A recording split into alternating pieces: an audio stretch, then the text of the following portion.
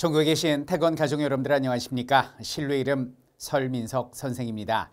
자, 이번에 38회 한국사 능력검정시험 치르시느라고 고생 많았습니다. 지금부터 제가 시작할 강의는요. 뭐 인사는 그렇게 했지만은 이번에 시험 보신 분들을 위한 강의는 아닙니다. 그분들은 이제 뭐 원하는 자격증 따고 자신의 꿈을 향해서 뚜벅뚜벅 걸어가시면 되겠고요.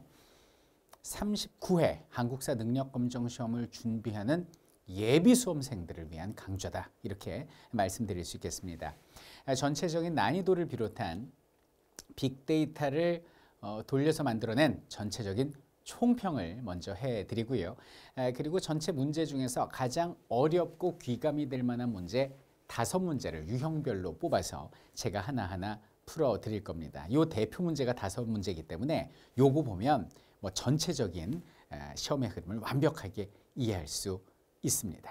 자, 그러면 첫 번째 난이도부터 한번 살펴보도록 하겠습니다. 전체 난이도는 어렵지 않았습니다. 중하 정도로 줄 거고요. 특징에 대해서 말씀을 드리면은 지난 시험하고 좀 비슷했어요. 37회 시험하고 전반적으로 좀 비슷했다. 근데 단 8번 문제가 이제 서역과 관련된 문제고 21번 문제가 임진왜란 당시에 벌어진 2차 진주성 전투 이후에 논계와 관련된 문제거든요. 요거 두 개는 조금 생소했지만 나머지는 다 평이했다, 이렇게 말씀드릴 수 있겠습니다. 자, 출제 비율도 비슷했고요. 37회차하고. 다만 뭐 정치사 50%, 경제사회 문화사 20% 이건 똑같은데 인물지역 세시 풍속이 25%로 늘었다. 요것만 이제 새로운 특징이다, 이렇게 말씀드릴 수 있겠습니다. 자, 앞으로도 뭐 이와 같은 출제 기조가 쭉 유지되지 않을까라는 예상을 조심스럽게 해봅니다. 자, 도형 표현도 보실게요. 전근대사라는 것은 선사시대부터 조선 후기까지를 말하는데 이 파트에서 28문제가 나왔고요. 그리고 근현대사는 대원군 명성황후 시절부터 노무현 전 대통령까지를 말하는데 이 파트에서 19문제가 출제가 됐습니다. 그리고 통합형은 3문제가 나왔죠. 자, 시대사별 출제 비율을 보면 전체적으로 고르게 출제가 되지만 역시 조선시대가 13문제로 가장 많이 출제되는구나라는 걸 알 수가 있고, 그 다음으로는 근대와 일제강점기가 각각 8문제씩 출제됐어요. 그래서 조선 근대 일제로 이어지는 이 시기가 가장 골드, 황금 시기구나, 출제에 있어서는, 이렇게 말씀드릴 수 있겠고. 자, 이번에는 분류사별로 한번 볼까요? 단연 정치사입니다. 자, 이번에 고급의 경우는 정치사에서 30문제가 나왔는데 우리 중급의 경우 29문제가 출제가 됐거든요. 역시 정치사의 말로 여기는 한국사의 뼈대다라고 말할 수 있겠고요. 그 다음으로 많이 출제되는 건 전통적으로 문화사가 되고요. 사회사는 뭐 나오다 안 나오다 하는데 이번 시험엔 나오지 않았습니다. 자, 그러면 거두절미하고 어떤 문제가 나왔는지 그 문제를 우리가 직접 맞닥뜨려 보면서 체감을 해보면서 39회를 대비해 보도록 하겠습니다. 첫 번째 서역 문제예요. 8번 문제가 되겠는데요. 다음 자료를 활용한 탐구활동으로 가장 적절한 것은 이렇게 나오거든요. 경주 계림로의 보검? 뭐 우리가 박보검이나 알지 경주 계림로의 보검까지 알까요? 자, 보면은 유리병에서 약간 느낌이 옵니다. 유리는 옛날에 최고의 보물이었거든요. 근데 여기서 끝났습니다. 우즈베키스탄의 아프랍시압 궁전에 고구려 사신이 가서 거기서 이제 교류를 했고, 그것이 벽화에 고구려 사신이 그려져 있어요. 이것은 삼국시대 서역과의 교류를 나타내는 자료구나라는 걸 알 수가 있죠.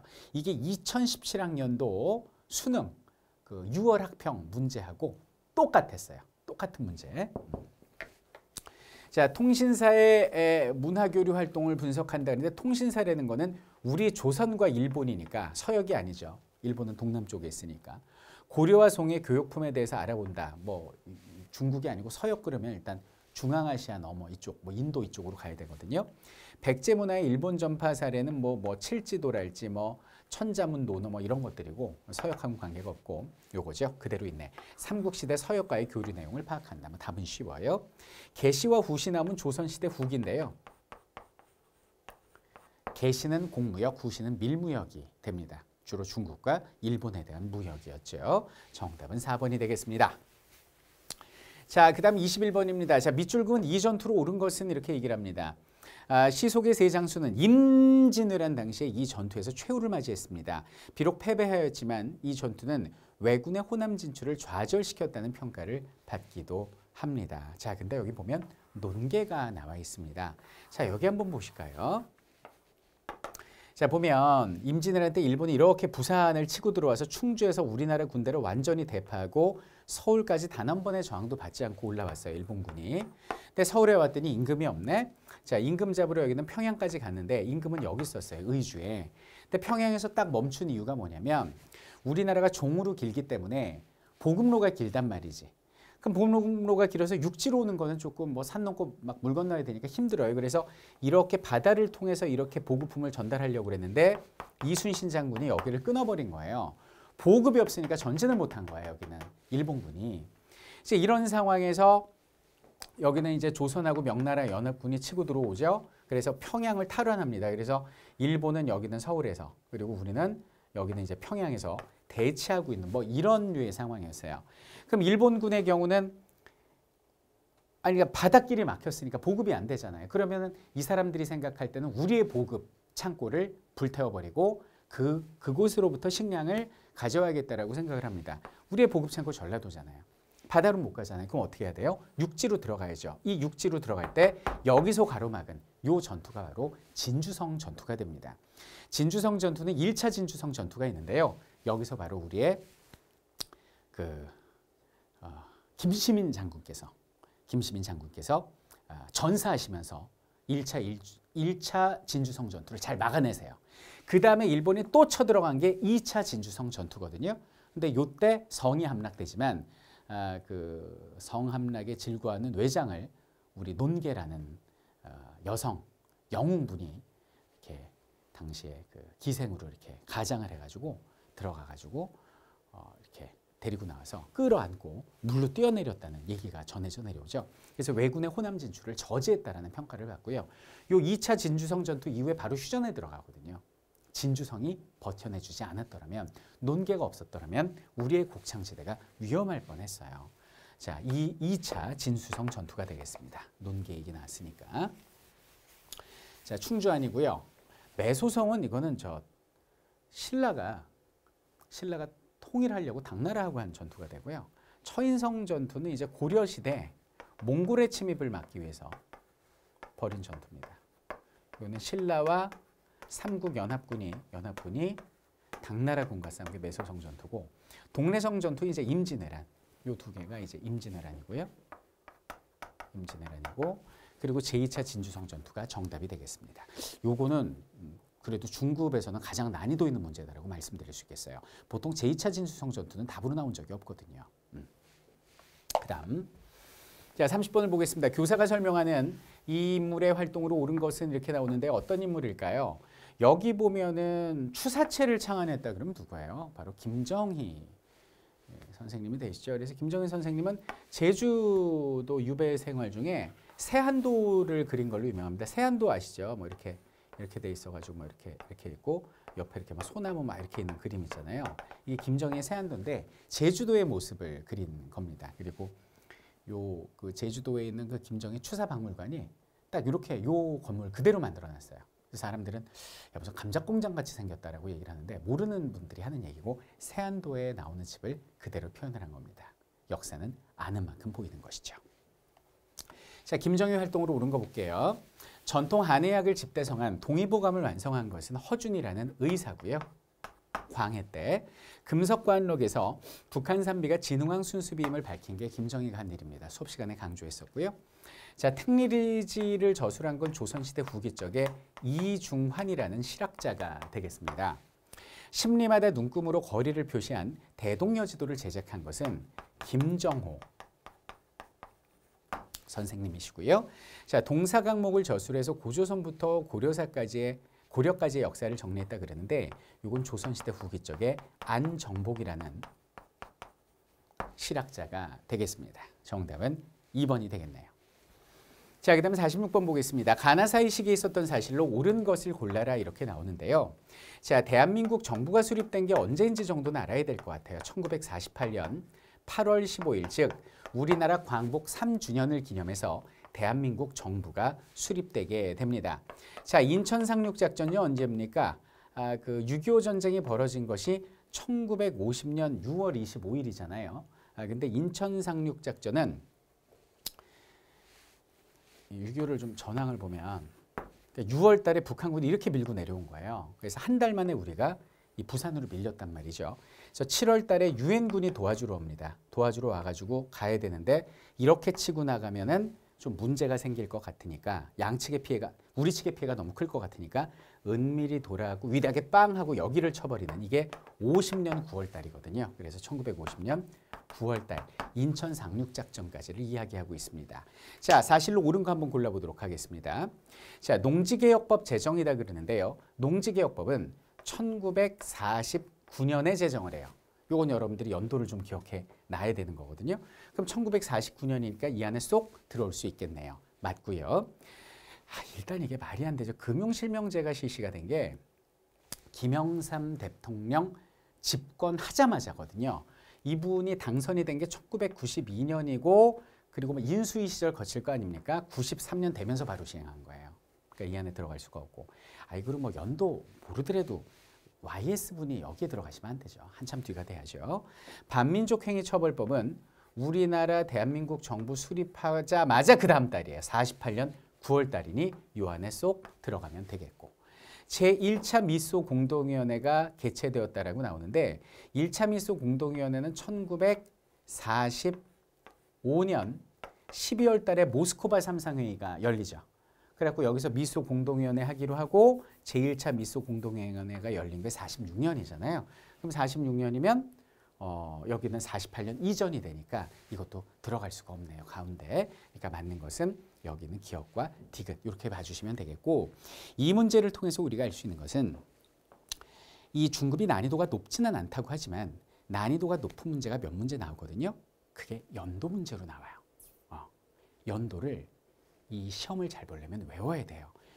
알아요. 연대 외우는 거 싫은 거 안 외워지는 거 저도 그랬어요. 전 너무 고통스럽게 연도를 외웠었어요. 그래서 이런 고통을 물려주지 않기 위해서 제가 재미있는 암기 팁으로 아주 쉽고 빠르고 재밌게 영원히 잊혀지지 않게 연도를 저절로 외워지게 해드리거든요.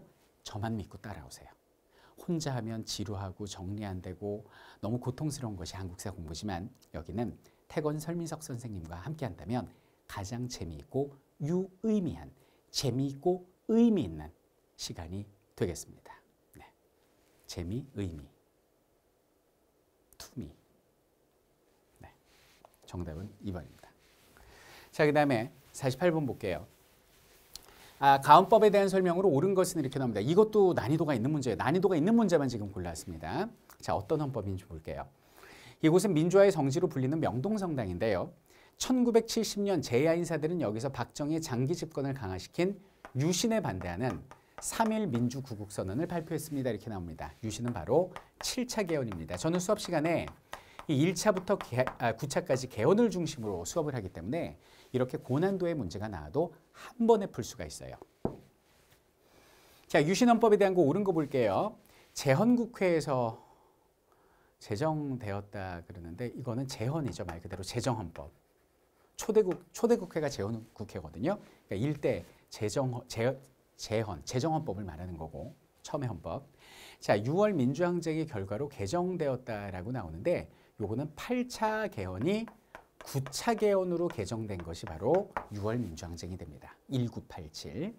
자, 국회를 양원제로 운영하도록 하였다라고 나오는데요. 여기는 뭐 양원제의 이야기가 1차 개헌 때 나오긴 나오는데 이게 제대로 시행이 안 돼요. 제대로 시행이 안 되고 요것이 제대로 시행된 것이 허정 과도 정부의 3차 개헌이 됩니다. 뭐 지금 뭐 허정이 뭔지 누군지 뭐 초심자들은 모르겠지만 곧 알게 되실 거예요. 자, 대통령에게 긴급조치권을 부여한 게 바로 유신이죠. 그래서 여기는 유신헌법 시기 1972년 겨울부터 박정희 대통령이 시해당하는 79년까지는요. 유신을 비판하거나 모독하는 행위를 한 사람은 바로 그냥 소리 소문 없이 붙잡혀 가지고 징역을 살거나 당시 남산에 있었던 중앙정보부로 끌려가서 치도곤을 당하곤 했거든요. 굉장히 무서웠던 게 긴급조치였고, 그래서 유신기간 내에는 계엄령이 따로 선포된 적이 없어요. 계엄령이 필요 없죠. 막 잡아다가 그냥 고문해버리는데. 자, 대통령 선출 방식을 직선제로 규정한 것은 9차 개헌이 되겠습니다. 자, 이렇게 해서 전체적인 문제, 총 5문제를 선생님과 함께 풀어봤습니다. 여러분들 그 초급, 중급, 고급이 있는데요. 뭐 초급은 워낙 쉽고요. 초등학생들이 많이 응시하는 거고, 보통 이제 뭐 교사를 준비하시는 분들이나 국비 유학생 여러분들이 이제 중급을 준비하시는데요. 중급은 정말 어렵지가 않아요.